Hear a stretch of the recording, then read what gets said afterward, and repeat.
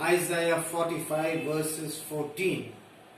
Isaiah chapter 45 verses 14. You can read that verse. If you have taken that verse, you can read it loud so it will get into the hearers even or watching on YouTube and watching this video via the net, that the Lord will give them a breakthrough and give them a blessing. Yes, sister, you can read that. Thus saith the Lord, the labor of Egypt, Thus says the Lord, the labor of Egypt, and merchandise of Ethiopia, merchandise of Ethiopia, and of the Sabians, men of stature, shall come over unto thee, and they shall be thine. they shall be thine, They shall come after thee, in chains they shall come over, and they shall fall down unto thee. They shall make supplication unto thee, saying, Surely God is in thee, and there is none else, there is no God. There is none else, no God. So when we read this here, it says, the labor of Egypt should come, and the merchandise of Ethiopia. In those days, labor of Egypt, all the buildings you see, they really work hard. And they made the Israel people to work hard there. And the Ethiopians were very good in business. That's why the Ethiopian queen came and saw Solomon. The Serbians, we see a lot of things which God has mentioned. They will come and see that God is in thee. Amen. Lift your hands, I am prophesying. Amen. Christianity or following Christ is God must be in thee. Amen. Thank you, Lord. If you don't get Christ in thee, nothing changes in our life. So it's all about people must see God is in thee. Do you believe God is in you? Yes. Paul says Christ is in me, the glory. I don't live, but Christ lives in me. And something we should understand in our life. Our God is the Holy One of Israel. And He is the one who sees. And if you run your life, with outside Christianity, it's not going to work out. I am prophesying to you right now. When God is in thee, the Word is in thee. Amen. And the presence is in thee. So the labor of Egypt and all the people are going to come just to know that God is in thee. Amen. They're not coming because of you. They're coming because God is in you. Christ is in you. Amen. The power is in you. The anointing is in you. The Word is in you. Very, very important to understand this. Even when Jesus was on this earth, the Son of God, in John chapter 2, when you read chapter 2, from verses 21, 22 and 23, the Bible says, in those verses, Jesus never committed to any man or anybody because He knew what's in them. Are you understanding what I'm trying to tell you? So, the Lord will not commit to you, or the Holy Spirit will not commit Himself in you as long as He knows what's in you. Even I'm prophesying right now. Many people want anointing, they want presence, they want the Word. But then God wants to see why you want it in you. Amen? He never submitted to anybody, the Word of God says, if you read that. Because because He doesn't need to have testimony. He knew what is in man. He knew what is in woman.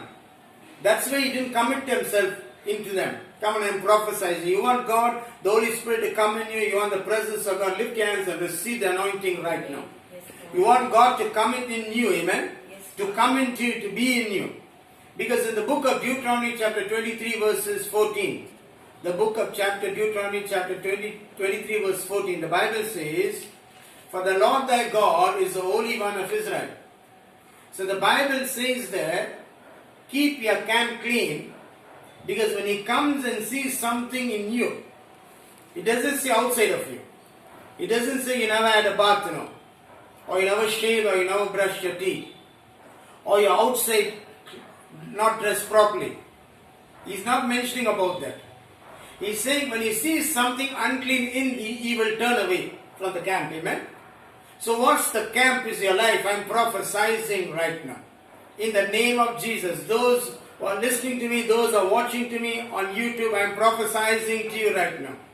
There is 5 of you, amen? Thank you, Lord. Who needs to keep your camp clean, amen? God will turn away from you, like how He's turning away from a lot of countries. He's turned away from a lot of prophecies that have been said. about the American election too. And we know it was all lies. Thank you, Lord. Because God knows, amen. Thank you, Lord. He knows, He rules in the kingdom of men.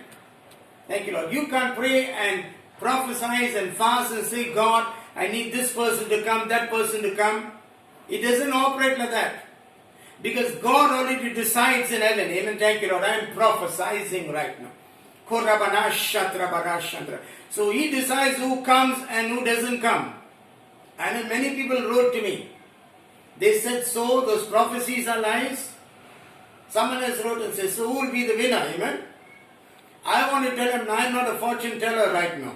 Although I know who to, but I won't tell. Amen. Come on, I'm prophesying right now. But they picked it up. Yesterday a couple came, they said, I know, brother, what you meant there. Amen. And we know exactly, she mentioned, this is the person, the winner in here. Come on, right now.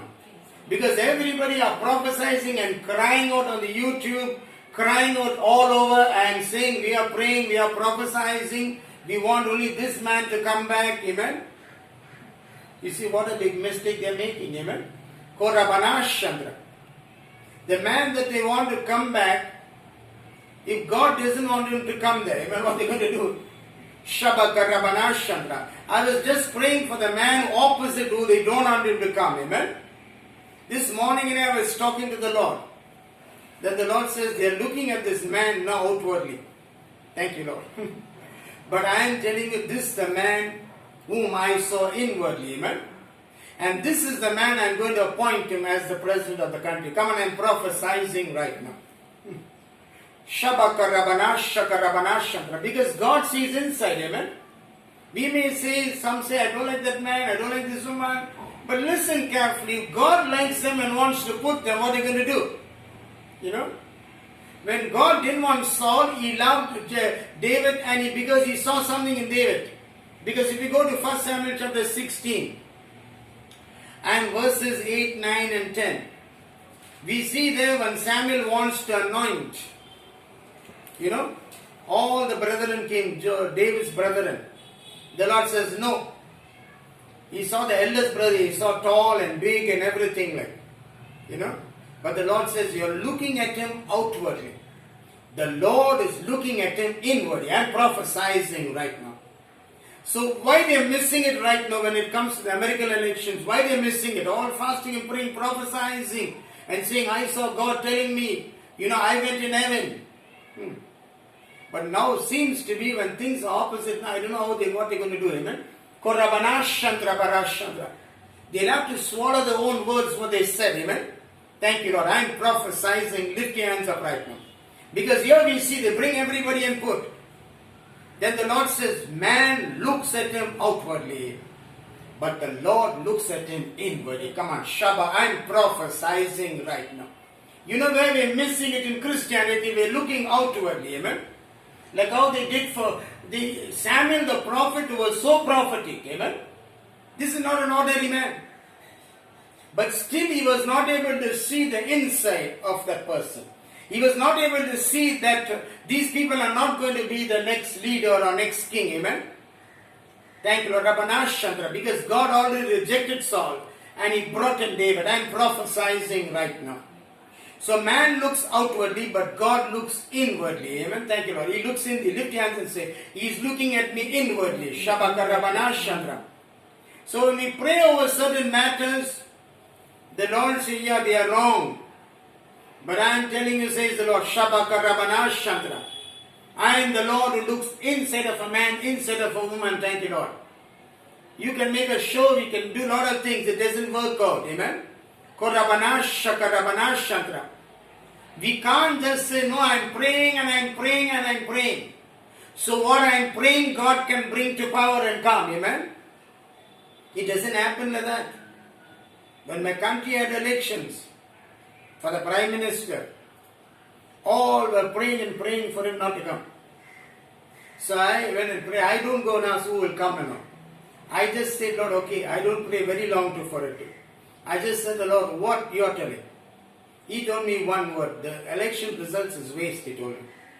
I knew who was going to win, and I knew the results. Come on, I'm prophesying right now. Shabakar. He never told very big things. He just speak. Thank you, Lord. He just tell you two things in it. Even for this President of America, the elections, he told me two parts of this country. He never said two states, two districts, but he said two parts, PRT. So they will decide who will be the next President of America. I'm prophesying right now, amen. I didn't ask God who will. Because it's not my work to know who and what. Amen. Shabaka Rabanasha. My work is to hear what God is telling me. Amen. My work to understand what are you really telling me, Lord. He's saying today, now they're going to miss it because they all look outwardly. But the Spirit of the living God looks inward of a man and woman. I'm prophesying. Okay, Shabaka Rabana. God bless you all. I'm prophesying to you all on YouTube. Miracles will happen.